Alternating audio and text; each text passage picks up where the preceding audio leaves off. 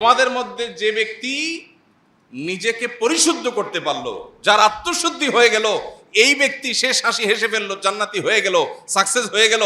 ওয়াকাদ খাবা মান দাসাহা, আর যার নিজের আত্মাকে পরিশুদ্ধ করতে পারলো না, যার তাজকিয়া হলো না, যার পরিশুদ্ধি হলো না, যে অপবিত্র থেকে গেল, যার ভিতরে অহংকার আছে, দুনিয়ার মোহ আছে, যার ভিতরে হিংসা আছে, বিদ্বেষ আছে, অন্যের প্রতি শত্রুতা আছে, অন্তরের রোগে ভরা, তার অন্তর কলুষযুক্ত, তার দেহ হয়তো অনেক সুন্দর, সে হয়তো নামাজে পড়ে, সে হয়তো বাহ্যিকভাবে দাঁড়িয়েও রাখে, কিন্তু তার আত্মা যদি অপবিত্র হয়, আত্মা যদি পরিচ্ছন্ন না হয়, তার মনটা যদি নোংরা হয়, তার মনের ভিতরে যদি হারাম থাকে, তার ভিতরে বাতিনি গুনাহ যদি থাকে, তাহলে সে ক্ষতিগ্রস্ত, সে জাহান্নামী।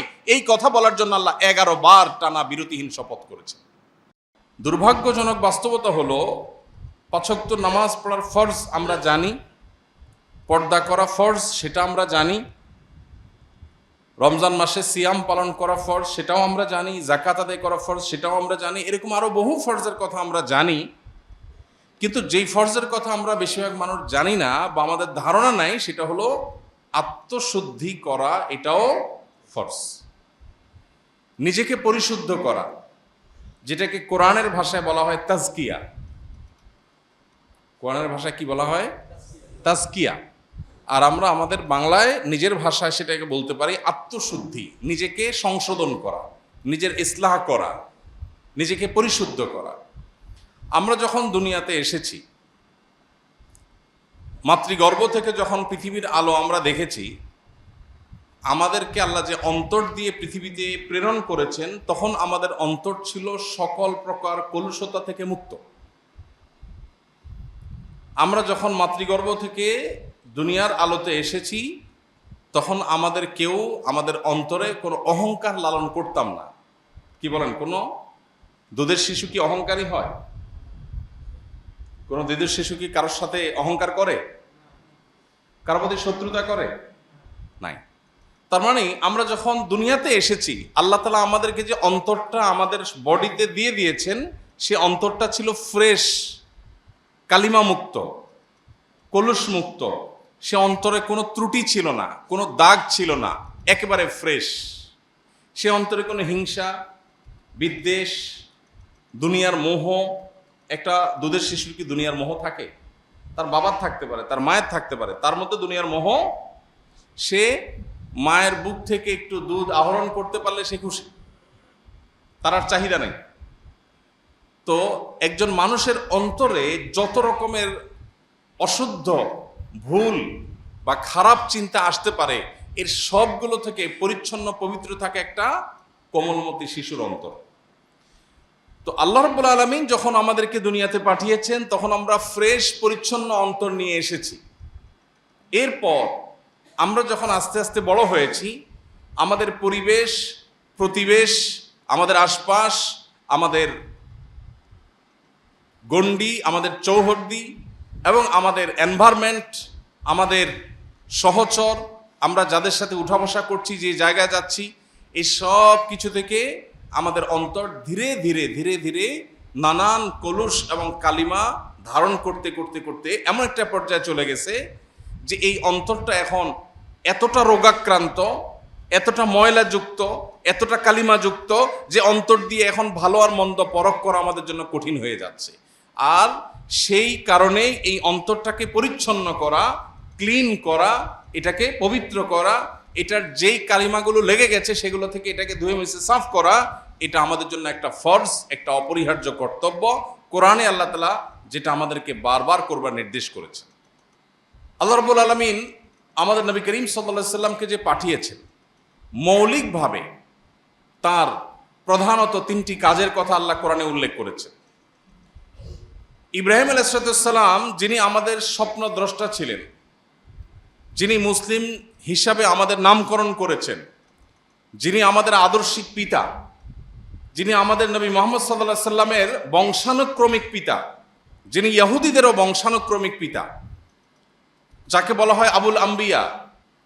তো সেই ইব্রাহিম আলাইহিস সালাম, তিনি আল্লাহর কাছে দোয়া করেছেন, রব্বানা ওয়াবআস ফীহিম রাসূলাম মিনহুম, আল্লাহ আমার বংশধরদের মধ্যে এমন একজন রাসূল আপনি পাঠান, এটা আপনার কাছে আমার আরজি, দোয়া, যিনি তাদের তার আয়াতগুলো পাঠ করে মানুষকে শোনাবে, অর্থাৎ ওহির কথা মানুষকে জানিয়ে দিবে যে এই পথে মানুষের কল্যাণ আর এই পথে মানুষের ক্ষতি, এই জিনিসটা জানিয়ে দিবে। আল্লাহর আদেশগুলো মানুষকে জানিয়ে দিবে, আদেশ নিষেধগুলো জানিয়ে দিবে, এবং মানুষকে কিতাব এবং হিকমা শিক্ষা দিবে, এবং মানুষকে পরিশুদ্ধ করবে। তিনটা কাজ। আল্লাহ রাব্বুল আলামিন ইব্রাহিম আলাইহিস সালামের দোয়া কবুল করে যখন আয়াত নাজিল করলেন, তখন আল্লাহ রাব্বুল আলামিন বলেছেন, লাকাদ মান্নাল্লাহু আলাল মুমিনিনা ইয বাআসা ফীহিম রাসূলাম মিন আনফুসিহিম ইয়াতলু আলাইহিম আয়াতি ওয়া ইউযাক্কিহিম ওয়া ইউআল্লিমুহুমুল কিতাবা ওয়াল হিকমা।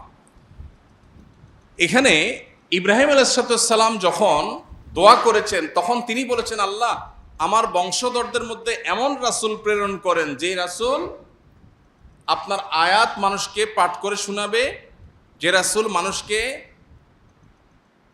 আল্লাহর কালাম এবং হিকমত শিক্ষা দিবে, এবং যে রাসূল মানুষকে পরিশুদ্ধ করবে। এই যে মানুষ খারাপ পথে চলে যায় তাদেরকে সঠিক পথে ফিরে আনবে, আত্মশুদ্ধির কাজ করবে, সংশোধনের কাজ করবে।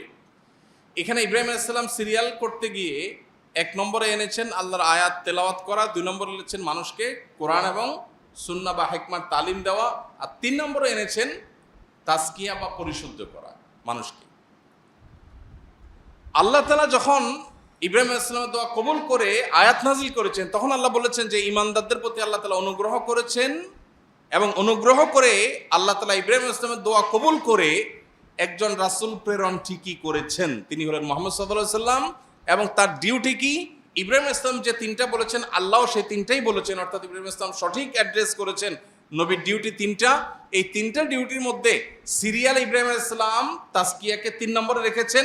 আল্লাহ কোরআনে যখন সেটা উল্লেখ করতে গেছেন, তখন সিরিয়ালে তাজকিয়াকে 2 নম্বরে উঠে এনেছেন। আল্লাহ বলেছেন, আয়াতটা কি? লাকাদ মান্নাল্লাহু আলাল মুমিনিনা ইয বাআসা ফীহিম রাসূলাম মিন আনফুসিহিম। এর পরের অংশ কি? ওয়া ইউযাক্কিহিম। আল্লাহ তাআলা ইব্রাহিম আলাইহিস সালামের দোয়া কবুল করে ঈমানদারদের প্রতি অনুগ্রহ করেছেন, তাদের মধ্য থেকে একজনকে রাসূল হিসেবে প্রেরণ করেছেন, তিনি মুহাম্মদ সাল্লাল্লাহু আলাইহি সাল্লাম। তার ডিউটি কি? মানুষকে কোরআন এবং সুন্নাহর আল্লাহর যে ওয়াহি সেটা পাঠ করে শোনানো, যে আল্লাহ এটা বলেছেন, এটা নিষেধ করেছেন। আর দ্বিতীয় ডিউটি হলো ওয়া ইউযাক্কিহিম, মানুষকে পরিশুদ্ধ করবে, মানুষের সংশোধনকে নিশ্চিত করবে। এটা নবী করিম সাল্লাল্লাহু আলাইহি সাল্লামের দ্বিতীয় ডিউটি। 3 নম্বরে বলেছেন কিতাব এবং সুন্নাহ, কিতাব এবং হিকমার তালিম দিবে। তাহলে এখান থেকে বোঝা যায় এই যে অ্যাপ্রোচ, ইব্রাহিম আলাইহিস সালাম নবীদের 3টা ডিউটি, নবী সাল্লাল্লাহু আলাইহি ওয়াসাল্লাম 3টা ডিউটি বলেছেন, আল্লাহও 3টা বলেছেন। ইব্রাহিম আলাইহিস সালামের সিরিয়ালে আত্মশুদ্ধিটা 3 নম্বরে ছিল, আল্লাহ যখন উল্লেখ করেছেন সেটার, তখন উল্লেখ করতে গিয়ে ওটাকে সিরিয়ালে এনেছেন কত নম্বরে? 2 নম্বরে। তার মানে উঠে এনেছেন একটা ধাপ। এখান থেকে বোঝা গেল একজন মুসলমানের কাছে বা আল্লাহর দৃষ্টিতে নিজেকে পরিশুদ্ধ করার গুরুত্ব অপরিসীম। ভাইরা আমার, কোরআনে কারিমে আল্লাহ তাআলা বিভিন্ন জায়গায় শপথ করেছেন, আপনারা জানেন। আল্লাহ অনেক জায়গায় শপথ করে অনেক কথা বলেছেন না? শপথ মানুষ কেন করে, বা আমরা শপথ করি কেন? অবিশ্বাস্য কথাকে বিশ্বাসযোগ্য করবার জন্য, তাই না? যে আমি এমন একটা কথা বলছি আপনার বিশ্বাস করতে কষ্ট হবে, সেজন্য আমি বলছি আল্লাহর কসম, আমার যে কথাটা আপনার বিশ্বাস করতে কষ্ট হবে সেটা বিশ্বাসযোগ্য করে তুলবার জন্যই আমরা কি করি? শপথ করি। আল্লাহ সুবহানাহু ওয়া তাআলা তার কোনো কথায় সন্দেহ করবার সুযোগ নেই। মানুষের কথা সন্দেহ হতে পারে, সে অপশন আছে, কিন্তু আল্লাহর কথার মধ্যে সন্দেহ করার অপশনই নাই। তিনি মহাসত্য, তার উপরে সত্য নাই। যেই আল্লাহর উপর কোনো সত্য নাই, সে আল্লাহ আবার কোরআনে শপথ করে কেন কথা বলতে হবে? আল্লাহর কি কথা বলার সময় শপথ করার দরকার আছে? নাই। ভাইরা আমার, যেই আল্লাহর শপথ করার দরকার নাই, তার সব কথাই বিশ্বাসযোগ্য, বরং বিশ্বাস করতে আমরা বাধ্য, সেই আল্লাহ আবার শপথ করেছেন কেন? আমাদেরকে বোঝাবার জন্য যে এই কথাটা খুব ইম্পর্টেন্ট। ফলে এটা বলতে গিয়ে আমি শপথ করছি, তোমরা যদি এই কথা বলতে, তাহলে শপথ করে বলা লাগতো তোমাদের। কথাটা এতটা ইম্পর্টেন্ট, এতটা অতি গুরুত্বপূর্ণ যে তোমরা বললে শপথ করে বলতে হতো। জাস্ট সেটা বোঝাবার জন্য আল্লাহ তাআলা শপথ করেন। শপথের আল্লাহর আরো বিভিন্ন মাকসাদ, আরো হিকমা, আরো রহস্য আছে, যেটা উলামা ইকরাম উল্লেখ করেছেন, মুফাসসিরগণ বলেছেন। আমার আলোচ্য বিষয়